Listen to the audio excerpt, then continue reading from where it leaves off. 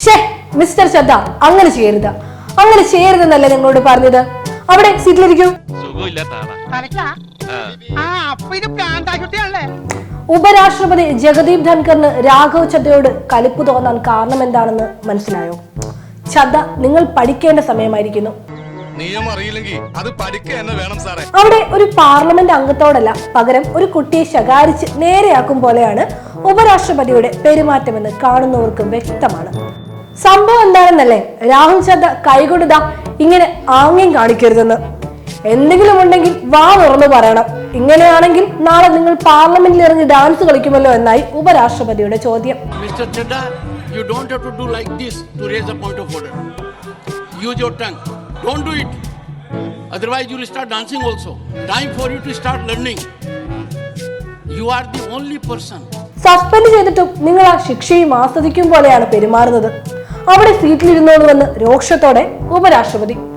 രാഘവ് ചദ്ദയെ ഉപരാഷ്ട്രപതി പൊരിക്കുമ്പോൾ പ്രതിപക്ഷം അവിടെ ഒച്ചപ്പാടുണ്ടാക്കുന്നുണ്ട്.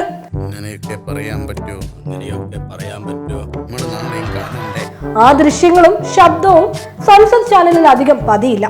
അതൊക്കെ നന്നായി സെൻസർ ചെയ്താണ് പുറത്തു വരുന്നത്. പാർലമെന്റിലെ സുരക്ഷാ വീഴ്ചയെക്കുറിച്ച് ചർച്ച ആവശ്യപ്പെട്ടാണ് പ്രതിപക്ഷം ബഹളം വെക്കുന്നതെങ്കിലും രാഘവ് ചദ്ദയെ വഴക്ക് പറഞ്ഞ് സഭാ നടപടികൾ നിർത്തിവെക്കാനാണ് ഉപരാഷ്ട്രപതി ശ്രമിച്ചത്. മോശമല്ലാത്ത തരത്തിൽ ഒരു ആംഗ്യം കാണിച്ചതിന് രാഘവ് ചദ്ദയ്ക്ക് എന്തിനാണ് വഴക്ക് കിട്ടിയതെന്ന് മനസ്സിലായി കാണില്ല.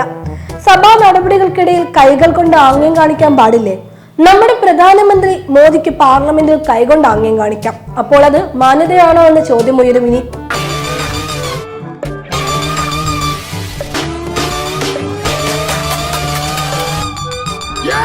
അതിനിടെ നമ്മുടെ ബേട്ടി ബച്ചാവോ എന്തായി എന്ന് പ്രധാനമന്ത്രിയോട് ചോദിക്കേണ്ടിയിരിക്കുന്നു.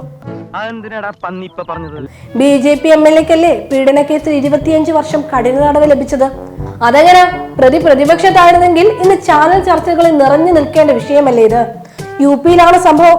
BJP MLAക്കാണ് 20 വർഷം കഠിന തടവും 10 ലക്ഷം രൂപ പിഴയും പീഡനക്കേസിൽ ശിക്ഷ. സോൻപതിലെ MLA രാംദുലാർ ഗോഡാണ് ശിക്ഷ കുറച്ചു തരണമെന്ന് പറഞ്ഞ് കോടതിയിൽ കിടന്ന് കരഞ്ഞത്.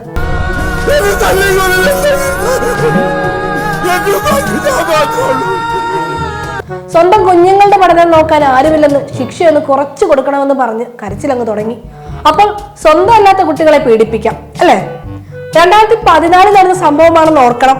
പ്രധാനമന്ത്രിയും മുഖ്യമന്ത്രി ആദിത്യനാഥും ചേർന്ന് ബലാത്സംഗ കേസിൽ ജാമ്യത്തിലിറങ്ങിയ പ്രതിയെയാണ് BJP സ്ഥാനാർത്ഥിയാക്കി നിർത്തി MLA ആക്കിയത്.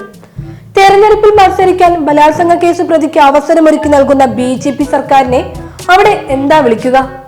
ചൂടുള്ള വാർത്തയല്ലേ ഇത്? ദേശീയ മാധ്യമങ്ങളിൽ ചർച്ച ചെയ്യണ്ടേ?